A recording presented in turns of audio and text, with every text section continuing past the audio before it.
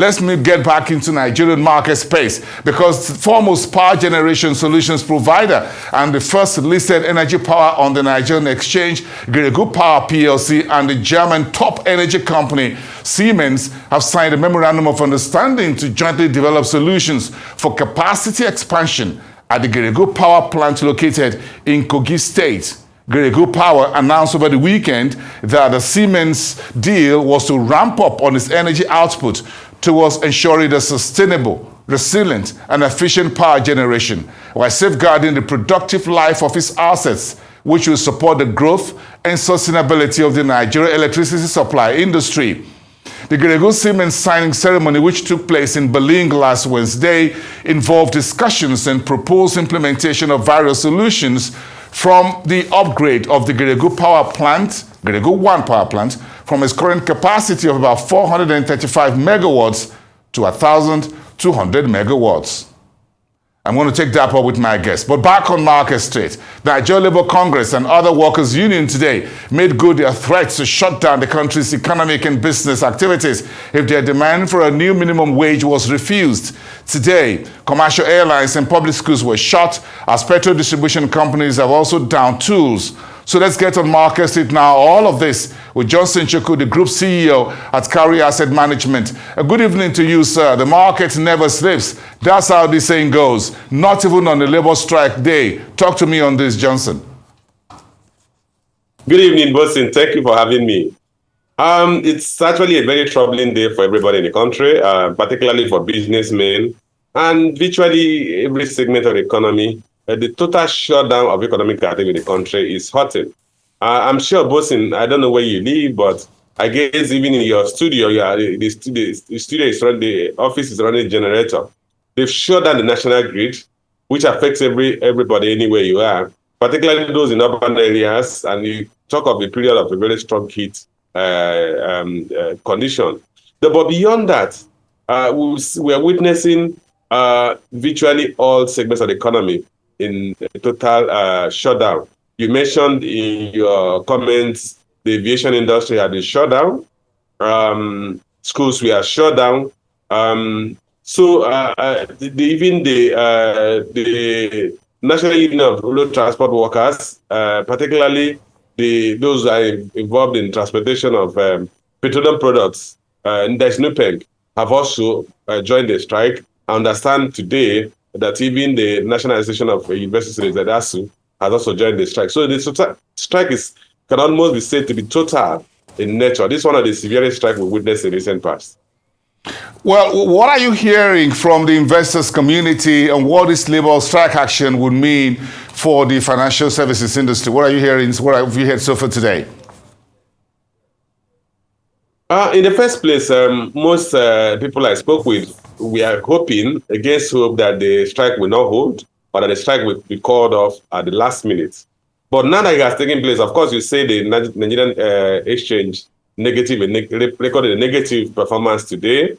In as much as the banking sector is still operating, the capital market sector is operating. But remember that the capital market is basically trading the future cash flow of operating companies. And those operating companies' cash flow are going to be affected by this shutdown. So ultimately, it's going to dovetail into a reduction in their earnings, reduction in profitability, and then obviously affect their overall valuation. So, and again, at the macro level, we might see this near total shutdown of the economy leading to a lower GDP growth rate in the second quarter of this year. So in terms of what the market is saying, Broad Street is feeling the impact. We think if it's sustained, it will going to affect, like I said, the operating performance of companies quoted on the exchange. And for the banks, it will also affect the viability of their credits, because if the borrowers are not operating, the ability to pay back the loans or meet their payment obligations will be constrained. So we should expect, we all pray and hope that the government and labor union will reach some accommodation in the immediate few hours or few days. Otherwise, the impact will be difficult to quantify.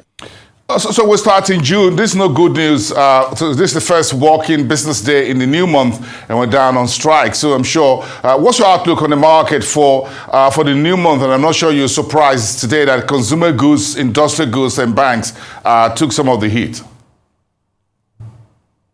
Yes, just like I said earlier, once anything affects the operations of businesses, it eventually flush into their profitability or their returns or their earnings. So what my outlook this month is that of course, we're already coming from a period where the capital market, equities market had witnessed some level of corrections. And this would rather worsen it. We are living in a period where interest rates are quite high. We've seen the federal government, Nigerian Treasury bills offers at about 20.7%, coupon and the effective yield of close to 24%. And that has affected the equity markets. But now with a shutdown of economic activities and its impact on the earnings of businesses, I think the equity market may witness further southward movement unless the strike is called off quickly. Interesting that today the debt office, the DMOs, opened the savings bond for June. I'm sure you've seen the numbers, between 17 and 18%. Is that sweet enough against inflation right now, and what the consequences of the current labor action could be if this is further extended beyond 1 to 3 days, as it were?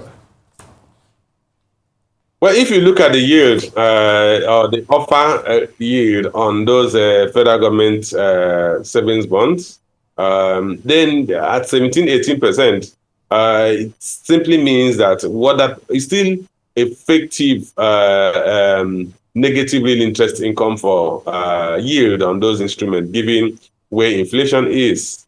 We're talking about inflation rate of about 33.69%.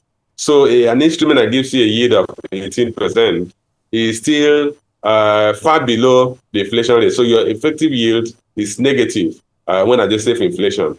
But it's an improvement from what it used to be. It's not where it should be so far, but it's an improvement from what it used to be. And the key thing here, as I said, if this 3-year bond, if we think inflation rate will drop below 18%, then you will say it's obviously the person is taking a longer term investment approach for a yield that will eventually outpace the inflation rate. But nobody is quite certain of that, given the structural deficiencies in the economy. So I think, one, it's an improvement. And again, you have to also bear in mind that people who invest in this federal government savings bond are largely those retail investors who may not have the bargaining ability or bargaining strength to get the right yield on their deposits with banks, and they don't have the ticket size to invest in treasury bills. So it's an improvement for them, for those of us. Well, I'm sure this will be some good news in the middle of the puddle as we got Geregu Power announcing a new deal with the German energy giant Siemens. What's your pricing outlook on this big deal for Geregu? Of course, electricity is at the backbone of everything we're talking about. The labor unions switched off the electricity across the country at about 2 a.m. this morning. I think for Geregu, we should expect its share price to witness further rallies. It's one stock price that had done quite well in the recent past.